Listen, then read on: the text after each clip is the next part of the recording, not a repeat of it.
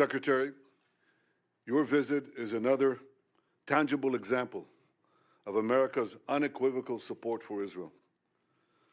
Hamas has shown itself to be an enemy of civilization. The massacring of young people in an outdoor music festival, the butchering of entire families, the murder of parents in front of their children and the murder of children in front of their parents, the burning of people alive, the beheadings, the kidnappings of a young boy, not only kidnapped, molested, hurt, attacked,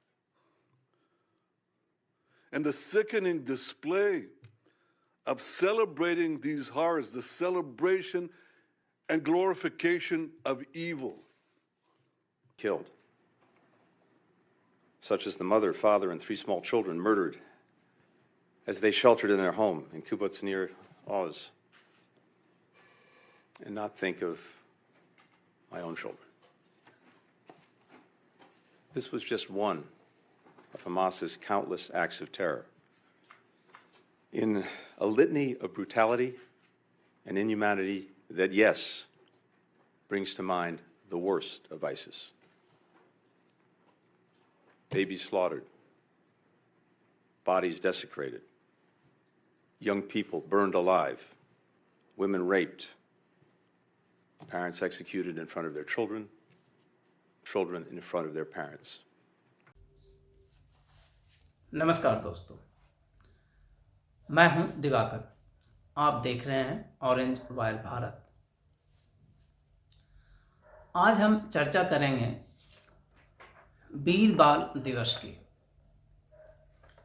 थोड़ा ऐतिहासिक घटना है, मैं आपको उसमें ले चलूँगा कि आज क्यों हम वीर बाल दिवस की चर्चा कर रहे हैं, जो कि हाल फिलहाल के दिनों में ही ये जो वर्तमान सरकार है इनके द्वारा ये नोटिफाई किया गया और वीर बाल दिवस को मनाने का कार्यक्रम शुरू किया गया। इसके प्रस्ताव को लाया गया, फिर इसको एक राष्ट्रीय स्तर पे एक कार्यक्रम बनाया गया। अब हर साल हम लोग दिसंबर में वीर बाल दिवस मनाते हैं। इसका कारण है, ऐतिहासिक कारण है। 22 दिसंबर 1704 को 1704 को मुस्लिम आक्रांताओं ने गुरु गोविंद सिंह जी के 4 साहबजादे, जिसमें 22 दिसंबर 1704 को 2 साहबजादे अजीत सिंह और जुझार सिंह, ये दोनों बड़े साहिबजादे थे, इनका बलिदान हो गया। इनकी गलती क्या थी? ये उसके जैसे नहीं थे, इनकी आस्था उसके जैसी नहीं थी और वो कह रहे थे कि तुम इस्लाम कबूल कर लो। उसे यह इन वीर साहबजादों को, गुरु गोविंद सिंह जी को स्वीकार नहीं था। मतलब अपने धर्म का त्याग करना स्वीकार नहीं, बलिदान होना स्वीकार है। इसी साहस, शौर्य और बलिदान को याद करने के लिए हमने वीर बाल दिवस मनाने का शुरू किया है, इसका निर्णय किया है, ताकि हम अपने आने वाली संतति को बता सकें कि धर्म की रक्षा के लिए, अपनी आस्था की रक्षा के लिए, अपनी सभ्यता और संस्कृति की रक्षा के लिए यदि बलिदान भी देना पड़े तो हमें पीछे नहीं हटना है। हमारे सामने गुरु गोविंद सिंह जी और उनके साहबजादे का बलिदान हमारा मार्ग प्रशस्त करेगा। ठीक 5 दिन बाद 27 दिसंबर उसी साल 1704 में 27 दिसंबर 1704 में 2 और साहबजादे जो छोटे थे, इनसे अजीत सिंह और जुझार सिंह से छोटे साहिबजादे थे, उनका नाम था जोरावर सिंह और फतेह सिंह। इन दोनों को दीवार में चुनवा कर इनका बलिदान कर दिया गया। इन्होंने अपना सर्वस्व अपने धर्म की रक्षा के लिए न्यौछावर किया। इनकी गलती एक है कि मुस्लिम आक्रांताओं के सामने इन्होंने अपने धर्म का त्याग नहीं किया। उनका जो कहना था कि तुम मुसलमान बन जाओ, तुम इस्लाम स्वीकार कर लो, उसका इन्होंने विरोध किया। इन्होंने बलिदान का मार्ग चुना और इसलिए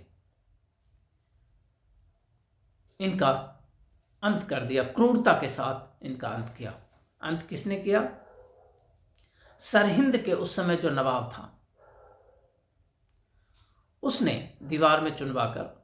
तो आज मैं ये 4 साहिबजादों के बलिदान की चर्चा क्यों कर रहा हूं अचानक इस वीडियो में? आपके सामने ये क्यों रख रहा हूं? मैं आपको इतिहास में क्यों ले जाना चाहता हूं? क्योंकि दोस्तों, ये वही विचारधारा है जो आज यहूदियों के 40 बच्चों का सर उसके धड़ से अलग कर दिया है। हमास की हैवानियत को दुनिया ने देखा है। किबुत्ज शहर में सैकड़ों लोगों को मौत के घाट उतार दिया। ये सब नागरिक थे। उनके घरों में घुसकर AK-47 मोर्टार और अन्य अस्त्रों से उन्हें भून डाला गया। उन 100-150 पूरा गांव को मार डाला गया। घरों में आग लगा दी गई। ऐसे वीडियोज मिलते हैं, लोमहर्षक, आपके रोंगटे खड़े हो जाएंगे। फ्रिज से जूस निकाल के पिया हमास के आतंकवादियों ने, मुस्लिम आतंकवादियों ने, इस्लामिक आतंकवादियों ने, और फिर उसी घर में धीरे धीरे लाइटर से आग लगा के बाहर निकल गया। इस तरह की कुकृत्य, इस तरह की अधम, नीच, दानवीय कृत्य इसने किया है। और फिर उसी गांव में, किबुत्ज गांव में 40 बच्चों का सर धड़ से अलग करके वहां छोड़ दिया और चला गया। ये किस लिए है? ये आज भी वही विचारधारा है जिस विचारधारा ने 1704 में हमारे 4 साहिबजादे का बलिदान लिया था। ये वही विचारधारा है। जो विचारधारा का पोषक सरहिंद का नवाब था, उसी विचारधारा का पोषक गाजा पट्टी का हमास है। उसी विचारधारा का पोषक आज क्रिकेट के पिच को गाजा पट्टी बनाने वाला रिजवान है, जो पाकिस्तान का प्लेयर है। वो भरी मैदान में अपने उपलब्धि को गाजा पट्टी के हमास आतंकवादियों को समर्पित करता है। यहाँ भी गाजा पट्टी है। आज क्रिकेट का पिच भी गाजा पट्टी बना हुआ है और काफिरों के लिए, यहूदियों के लिए खुला निमंत्रण है मृत्यु का। लेकिन ICC इस पे चुप है। काफिर समाज इस पे चुप है। इस पे प्रतिरोध होना चाहिए, प्रतिकार होना चाहिए। नहीं होगा तो हर शहर में किबुत्ज बनेगा, क्योंकि बीज वही है, विचारधारा वही है, उसमें कोई बदलाव नहीं है। 1707, 1704 और 2023 एक श्रृंखलाबद्ध तारतम्यता है, एक इंटीग्रिटी है इन विचारों में, इन वैचारिक अस्त्रों में। कहीं कोई अटूटता नहीं है इसमें। लगातार ये कृत्य होते आ रहे हैं और आगे भी होते रहेंगे, क्योंकि इस कृत्य का आधार वो विचार है। इस कृत्य का आधार और कुछ नहीं है। रिजवान जब क्रिकेट के पिच को गाजा पट्टी बनाता है तो यहां वह विचार ही है जो इसके लिए उसे प्रेरित करता है। हमास जब 40 बच्चों का सिर काटता है तो यहाँ वह विचार ही है जो उसे सिर काटने के लिए प्रेरित करता है। 1704 में जब सरहिंद के नवाब को जोरावर सिंह और फतेह सिंह को दीवार में चुनवाकर मृत्यु दंड देने का प्रेरणा मिलती है तो वो इस विचार से मिलती है। आज ओवैसी जब कहता है कि मैं हमास के साथ खड़ा हूं, उन हत्यारे के साथ खड़ा हूं जिन्होंने काफिरों की हत्या की है, यहूदियों की हत्या की, ये उनके लिए गर्व की बात है। उनके विचारों का पोषक तत्व है, उसका केंद्र बिंदु है, इसलिए वो उसके साथ खड़ा है। आज पर्सनल लॉ बोर्ड भारत का देख लीजिए, विश्व के किसी भी कोने में कोई भी मुसलमान होगा वो इसी विचारधारा से पोषित और पल्लवित होता है, इसलिए उसे यह सामान्य घटना नजर आती है। आप इस घटना को मानवीय दृष्टिकोण से देखते हैं, इसलिए आपको लगता है कि जघन्य अपराध है। उसके लिए अपराध नहीं है, उसके लिए गर्व का विषय है। काफिरों का विनाश उनका अंतिम लक्ष्य है और इसी दिशा में वो कार्य कर रहे हैं। इतना बड़ा कृत्य, इतना अधम, इतना नीच और इतना पाशविक छोटे छोटे बच्चे, गर्भवती महिलाओं को भी हमास के आतंकवादियों ने नहीं छोड़ा। गाड़ियों में लाश को रखकर जला दिया, नंगी लाश को पूरे शहर में घुमाया, उस पर पेशाब किया।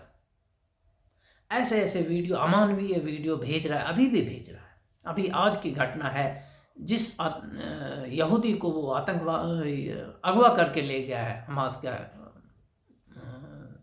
आतंकवादी, वो उसको फ़ोन पे उसके माँ बाप को बता रहा है कि अब मैं तुम्हारे बच्चों की हत्या कर रहा हूँ। पूरे विश्व से इस विक्टिम कार्ड के बदले जो पैसे उसको मिलते हैं, ईरान से, इराक से, मुस्लिम देशों से और कुछ काफिर देशों से भी, अमेरिका से भी पैसा मिलता है हमास को या फ़िलिस्तीन को। किस बात के लिए पैसे मिलते हैं, चंदे मिलते हैं? कि वहाँ के गरीब लोगों को भोजन मिल सके, शिक्षा मिल सके। उन सारे फंड को, उन सारे पैसों का एक तरह से इस्तेमाल होता है काफिरों और यहूदियों के खिलाफ विनाशक युद्ध में। और यहाँ पर्सनल लॉ बोर्ड भारत का कहता है जो हमास का विरोधी है वो आतंकवादी है, क्योंकि वो उसके विचार से मेल नहीं खाता है। सरहिंद का नवाब भी 1704 में यही कहता था, जोरावर सिंह और फतेह सिंह आतंकवादी है क्योंकि वह हमारे विचारों को नहीं मान रहा है, हमारी आस्थाओं को नहीं मान रहा है, हमारी मान्यताओं को नहीं मान रहा है। 1704 में गुरु गोविंद सिंह के 2 बड़े साहिबजादे के लिए भी यही फरमान था। वो भी उसकी नज़र में उसी तरह का आतंकवादी था, दहशतगर्द था, फितना फैला रहा था, जिस तरह से आज भारत के पर्सनल लॉ बोर्ड के नज़र में हर यहूदी या काफिर जो हमास के विरोध में खड़ा है, जो इजराइल के साथ खड़ा है, उसके लिए वह आतंकवादी है, दहशतगर्द है। दोस्तों, इस पूरी जघन्यता को, इस पूरे मानवता के खिलाफ जो अपराध 1400 साल से चल रहा है, इसको आपको इसी परिप्रेक्ष्य में देखना पड़ेगा यदि आप इसका एक सस्टेनेबल सॉल्यूशन चाहते हैं, भविष्य में इसका एक मजबूत समाधान मिले, मानवीय स्तर का समाधान मिले, तो हमें इसको इसी स्तर पे देखना पड़ेगा। 1704 में जोरावर सिंह, फतेह सिंह का बलिदान, अजीत सिंह, जुझार सिंह का बलिदान और आज किबुत्ज के 40 बच्चों का बलिदान, ये दोनों बलिदान एक हैं। दोनों बलिदान में कोई अंतर नहीं है, क्योंकि बलिदान लेने वाला, इस पे आक्रमण करने वाला, उसका बीज एक है, उसका विचार एक है, उसका नियत एक है, उसका जो लक्ष्य है वो एक है। उसी लक्ष्य के तहत ये कार्य कर रहा है और इस लक्ष्य के पोषक हैं संपूर्ण जगत के प्रत्येक मुसलमान, क्योंकि उनके भीतर भी वही बीज है, वही विचार है, वो स्वाभाविक है, उसमें उसकी कोई गलती नहीं है। जो उसको जिस सॉफ्टवेयर में उसको डाला गया है वही वो बात करता है। इसीलिए हमें इतिहास को, सच्चे इतिहास को अपने तरह से देखने की आवश्यकता है। यदि ये पूरा काफिर जगत जोरावर सिंह, फतेह सिंह के बलिदान को ठीक ढंग से समझ लेता तो आज ये 40 बच्चों की जान बच सकती थी। लेकिन यह विश्व इस विचारधारा के इस विनाशक पहलू को, इस विनाशक तत्व को समझने में असफल रहा है। अभी भी वक्त है, यदि यह संपूर्ण जगत का काफिर इस बात को समझ सके, इस पे इकट्ठा होके इसका प्रतिकार करे, वैचारिक प्रतिकार करे, तो संभव है आने वाली पीढ़ियों को बचाया जा सकेगा। आने वाले समय में छोटे छोटे बच्चों के कत्ल को रोका जा सकेगा, जो आज किबुत्ज में हुआ, जो आज इजराइल में हुआ। ये हर जगह संभव है, भारत में तो और भी संभव है। हमने देखा है कश्मीर में कैसे भारत में छोटे बच्चों को गोली मारी गई, ये वही घटना है और उससे कोई अलग नहीं है इसमें। तो हमास के हैवानियत के खिलाफ अपनी आवाज़ को बुलंद कीजिए और ये ओवैसी और पर्सनल लॉ बोर्ड और यहाँ जितने और ये रिजवान जैसे लोग जो क्रिकेट को गाजा पट्टी बना रहे हैं, जो भारतीय राजनीति को गाजा पट्टी बना रहे हैं, जो भारत के संस्थानों को गाजा पट्टी बना रहे हैं और खुद को हमास बना रहे हैं, उसको नंगा कीजिए समाज में, उसको समझने की कोशिश कीजिए और उसके खिलाफ आवाज़ उठाइए, वरना बहुत देर हो जाएगी। धन्यवाद दोस्तों।